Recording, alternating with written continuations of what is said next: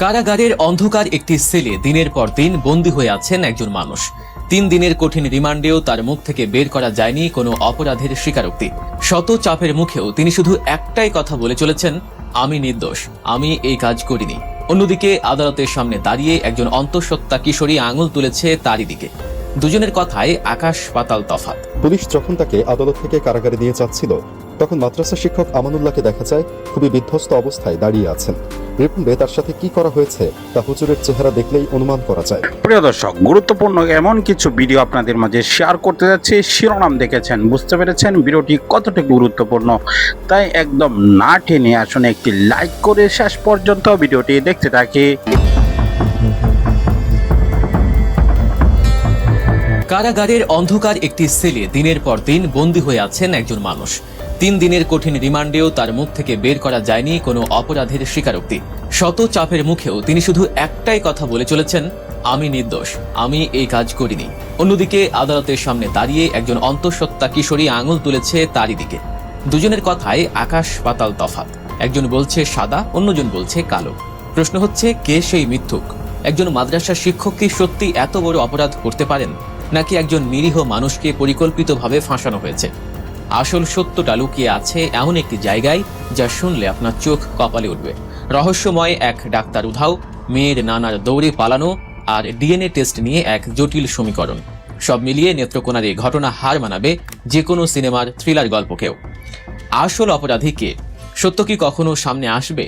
নেত্রকোনার মদন উপজেলা অত্যন্ত শান্ত এবং ছোট্ট একটি জনপদ। এখানকার সাধারণ মানুষের জীবনে খুব একটা জটিলতা নেই। এই এলাকাতেই আজ থেকে প্রায় 4 বছর আগে গড়ে উঠেছিল হযরত ফাতেমাতুজ জোহরা রাদিয়াল্লাহু তাআলা আনহা কওমি মহিলা মাদ্রাসা। প্রতিষ্ঠানটির প্রতিষ্ঠাতা ও শিক্ষক আমানুল্লাহ সাগর। স্থানীয়দের কাছে তিনি সাগর নামেই বেশি পরিচিত। এলাকায় কেউ তাকে বলতেন ভালো মানুষ, কেউ বা জানতেন একজন ধার্মিক ব্যক্তি হিসেবে। কিন্তু হঠাৎ করেই এই শান্ত এলাকায় যেন বাজ পড়ল। এমন এক অভিযোগ উঠল এই শিক্ষকের বিরুদ্ধে, যা শুনে শুধু মদন উপজেলা নয়, পুরো দেশ স্তম্ভিত হয়ে গেছে। ঘটনার শুরুটা হয়েছিল বেশ নীরবে। মাদ্রাসায় পড়া এক কিশোরীর শারীরিক পরিবর্তন লক্ষ্য করেন তার পরিবারের সদস্যরা। মেয়েটির বয়স একেবারেই কম। বাবা মায়ের বিচ্ছেদ হয়ে গেছে অনেক আগেই। মা জীবিকা তাগিদে দূরে সিলেটে অন্যের বাড়িতে কাজ করেন, আর মেয়েটি মদনে তার নানার বাড়িতে থেকে এই মাদ্রাসায় পড়াশোনা করত। শারীরিকভাবে অসুস্থ মনে হওয়ায় মেয়েটিকে যখন চিকিৎসকের কাছে নেওয়া হলো, তখন যে খবরটি জানা গেল তা রীতিমতো পায়ের তলা থেকে মাটি সরিয়ে দেওয়ার মতো। মেয়েটি অন্তঃসত্ত্বা। এই খবর ছড়িয়ে পড়তে মোটেও সময় লাগেনি। পরিবার প্রথমে হতবাক হলো, তারপর ক্ষুব্ধ। গত 23 এপ্রিল ভুক্তভোগী ওই ছাত্রীর মা সোজা থানায় গিয়ে একটি মামলা দায়ের করলেন।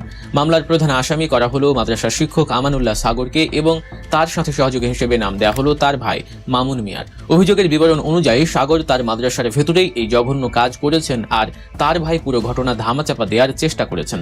মামলা হওয়ার পর পরিস্থিতি একেবারে বদলে যায়। শিক্ষক আমানুল্লাহ সাগর হঠাৎ করেই এলাকা ছেড়ে উধাও হয়ে যান। একজন মানুষ যখন এমন ভয়ঙ্কর অভিযোগের মুখে পালিয়ে যায়, তখন সমাজের সাধারণ মানুষ স্বাভাবিকভাবেই ধরে নেয় ডালমে কুচ কালা হে, অপরাধ করেছে বলেই তো পালিয়েছে। জনরোষের ভয়ে হোক বা গ্রেফতারের আতঙ্কে সাগরের এই পলায়ন তাকে জনমানুষে সরাসরি অপরাধী বানিয়ে ফেলেছে। কিন্তু পালিয়ে তিনি বেশি দিন থাকতে পারেননি। গত 6 মে ভোররাতে ময়মনসিংহের গৌরীপুর এলাকা থেকে র‍্যাব 14 তাকে গ্রেফতার করে। পরদিন তাকে আদালতে হাজির করা হয়। তদন্ত কর্মকর্তাদের আবেদনের প্রেক্ষিতে আদালতে সাগরের 3 দিনের রিমান্ড মঞ্জুর করেন। বাংলাদেশের বিচার ব্যবস্থায় রিমান্ড মানেই কঠিন জিজ্ঞাসাবাদ। 3 দিনের এই রিমান্ডে সাগরের উপর কম মানসিক চাপ যায়নি। কিন্তু এখানেই ঘটে গল্পের সবচেয়ে বড় টুইস্ট। 3 দিনের রিমান্ডে হাজারো প্রশ্নের মুখেও সাগর একবারের জন্যও অপরাধ স্বীকার করেননি। তিনি বারবার একটি কথাই বলেছেন, তিনি সম্পূর্ণ নির্দোষ। রিমান্ডে সাগরের এই অটল অবস্থান সবাইকে ভাবিয়ে তোলে। একজন অপরাধী সাধারণত রিমান্ডের চাপে ভেঙে পড়ে, কিন্তু সাগর শুধু নিজের নির্দোষ দাবি করেই থামেননি, তিনি চ্যালেঞ্জ ছুড়ে দিয়েছেন। তিনি বলেছেন, ডিএনএ পরীক্ষা করা হোক। ডিএনএ পরীক্ষাতে প্রমাণ হবে আসল অপরাধী কে। আদালতও বিষয়টি আমলে নেন। নেত্রকোনার অতিরিক্ত মুখ্য বিচারিক হাকিম নির্দেশ দেন, শিক্ষক সাগরের ডিএনএ নমুনা সংগ্রহ করা হবে এবং সিআইডির মাধ্যমে তা সংরক্ষণ করা হবে। কিন্তু এখানেই দেখা দেয় সবচেয়ে বড় জটিলতা। সাগরের ডিএনএ তো সংগ্রহ করা যাবে, কিন্তু গর্ভের সন্তানের ডিএনএ? চিকিৎসকরা জানান, গর্ভাবস্থায় ভ্রূণের ডিএনএ পরীক্ষা করার পদ্ধতিকে বলা হয় অ্যামোনিওসেন্টেসিস। এই পদ্ধতিতে মায়ের গর্ভথলি থেকে তরল পদার্থ সংগ্রহ করতে হয়। এটি অত্যন্ত ঝুঁকিপূর্ণ একটি প্রক্রিয়া। এতে গর্ভপাতের বিশাল আশঙ্কা থাকে এবং শিশুর শারীরিক ক্ষতির ঝুঁকি থাকে। কোনো চিকিৎসকই এই বিশাল ঝুঁকি নিতে রাজি হননি। ফলে আদালত সিদ্ধান্ত নেন, সন্তান জন্মের পর ডিএনএ পরীক্ষা করা হবে, আর ততদিন পর্যন্ত শিক্ষক আমানুল্লাহ সাগরকে কারাগারেই থাকতে হবে। এবার আসুন ঘটনার সেই অন্ধকারের দিকগুলোতে আলো ফেলি, যা এই মামলাকেও একটি পরিকল্পিত ষড়যন্ত্রের দিকেই ইঙ্গিত করছে। একটু গভীরভাবে লক্ষ্য করলে দেখবেন এই গল্পে এমন কিছু ছিদ্র আছে যা স্বাভাবিক নয়। প্রথমত, সাংবাদিকরা যখন সত্য অনুসন্ধানে ওই ছাত্রীর নানার বাড়িতে যান তখন এক অদ্ভুত দৃশ্যের অবতারণা হয়। যেই নানার আশ্রয়ে মেয়েটি থাকতো সেই নানা সাংবাদিকদের দেখেই দৌড়ে পালাতে শুরু করেন। একজন মানুষ যার নাতনির সাথে এত বড় অন্যায় হয়েছে, তিনি কেন বিচার চাওয়ার বদলে গণমাধ্যম দেখে পালাবেন? পালানোর সময় তার চোখে মুখে ছিল প্রচন্ড আতঙ্ক। অনেক কষ্টে তাকে থামিয়ে যখন প্রশ্ন করা হয় তখন তিনি অত্যন্ত অসংলগ্ন এবং এলোমেলো কথা বলতে থাকেন। দ্বিতীয়ত, ছাত্রীর মা এবং নানার কথার মধ্যে রয়েছে আকাশ পাতাল অমিল। ছাত্রীর মা দাবি করেছেন তার মেয়ে মাদ্রাসা থেকে ছুটি নিয়ে 1.5 মাস ঢাকায় ছিল। অন্যদিকে নানা বলছেন নাতনি 4 মাস ঢাকায় ছিল। 1.5 মাস আর 4 মাস সময়ের এই বিশাল ফারাক কেন? কে মিথ্যা বলছে এবং কেন বলছে? আরো চাঞ্চল্যকর তথ্য হলো মেয়েটি নাকি 1 বছর আগেই ওই মাদ্রাসা ছেড়ে দিয়েছিল। তাহলে 1 বছর পর কেন মাদ্রাসার শিক্ষকের দিকে আঙুল তোলা হলো? তৃতীয় এবং সবচেয়ে বড় রহস্যময় চরিত্রটি হলেন ডাক্তার সাইমা, যিনি প্রথমে মেয়েটির গর্ভাবস্থা শনাক্ত করেছিলেন। এই মামলার অন্যতম গুরুত্বপূর্ণ সাক্ষী হতে পারতেন তিনি। কিন্তু আশ্চর্যের বিষয় হলো এই ঘটনার পর থেকেই ডাক্তার সাইমা তার চেম্বার বন্ধ করে সম্পূর্ণ নিখোঁজ। একজন স্বনামধন্য চিকিৎসক কেন হঠাৎ করে আত্মগোপনে চলে যাবেন?